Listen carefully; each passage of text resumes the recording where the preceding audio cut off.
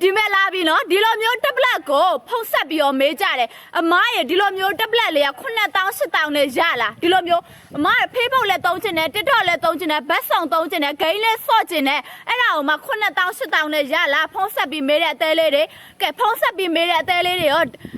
9000 8000နဲ့လိုချင်တဲ့ဈေးမတက်နိုင်ဘူးဆိုပြီးတော့အများနဲ့စောင့်ကြည့်နေတဲ့လူတွေရောရလားဒီဗီဒီယိုလေးကိုဆုံးထိကြည့်သွားပေးနော်ကဲဒီကောင်လေးဆိုရင်မူရင်းစရာ2သိန်းကြော်ရှိရဲ့ဒီလိုမျိုးတက်ပလက်ကို1သိန်းစုံစုံလေးနဲ့ရမယ်9000 8000နဲ့တော့မရဘူးဒါပေမဲ့9000 8000 short ဈေးကိုပေးထားတယ်နော်9000 8000နဲ့မရပေမဲ့9000 8000 short ဈေးကိုပေးထားဆိုလုံးဝကိုချက်တက်နေပြီမူရင်းစင်း2သိန်းကျော်တဲ့ဒီလိုမျိုးတက်ပလက်ကိုတသိန်းဆွဆွလေးနဲ့ရမယ်ကဲတသိန်းဆွဆွလေးနဲ့ရအောင်ဘယ်လိုမျိုးလေးလုပ်ပေးရမယ်ဆို short ဈေးလေးဝင်ယူပေးရမယ် short ဈေးရဲ့ဘယ်လိုမျိုးဝင်ယူရမယ်ဆိုရင်ဒီမဲ့အများကြီးမဟုတ်ဘူးနည်းနည်းလေးပဲအရင်မခတ်ဘူးကွာကဲနားမလဲရင်နားလဲတဲ့အထိ short ဈေးတွေလည်းရှင်းပြပေးအောင်မယ်ဒီအပေါ်မဲ့အဝက်စီ short ဆိုတဲ့ software ရှိရဲ့ software နဲ့ဝင်ရရုံနဲ့ short ဈေးတွေဝင်ယူလို့ရပြီအဲ့ဒီအပြင် TikTok Facebook လေးသုံးရုံနဲ့လည်း short ဈေးတွေဝင်ယူလို့ရပြီနော်ကဲအမြဲတမ်း